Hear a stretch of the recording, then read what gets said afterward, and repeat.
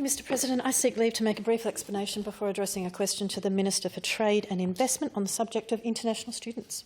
Is leave granted? Leave is granted. Thank you, Mr President. As we know, in Australia and prior to the COVID crisis, international education was Australia's third biggest export industry.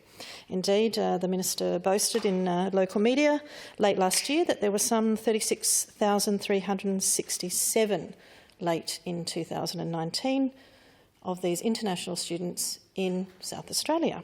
My questions to the Minister are: how many students who are in the category of international students are currently in South Australia? How many arrived in South Australia this year?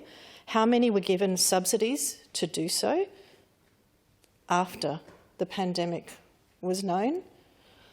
How many are now in a position where they are unable to return home, despite the Prime Minister's advice that they do so? How many of these students are tertiary and how many of these students are secondary, and what has the government done to support them?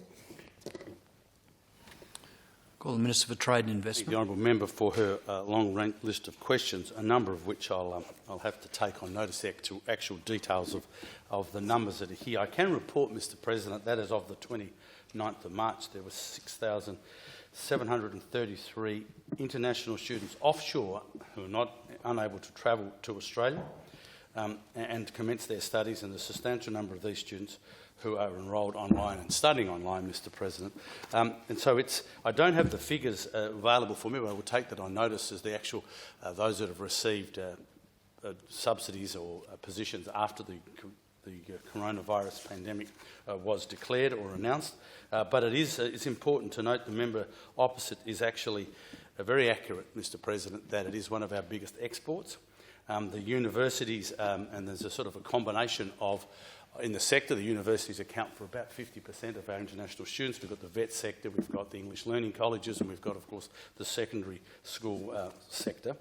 So, Mr President, it is in some challenging times. We know that the federal government has allowed these visa holders and students to access any superannuation that they may have and may have accrued during the time that they are there. The federal government has changed some of the visa settings for students who can work for more than 20 hours to 40 hours.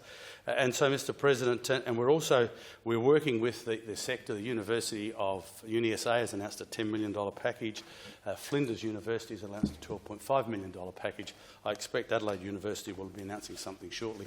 And my understanding is there's a federal government meeting this afternoon with Federal Minister Tehan discussing a sort of broader national package to support the university's international students, and the Marshall government will be making some announcements over the coming future in relation to supporting the sector.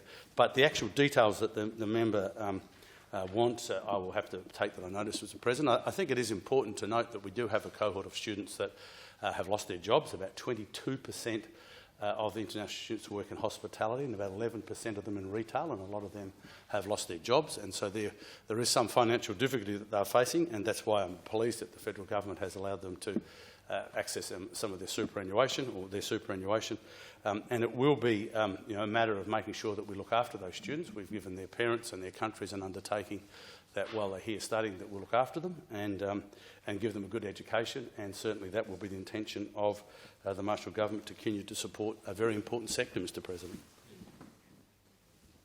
Ms Franks has a supplementary question. How many of these students are under 18? Minister. Mr President, I don't have that figure of how many are under 18, but I'm very happy to take that question on notice and bring back a reply.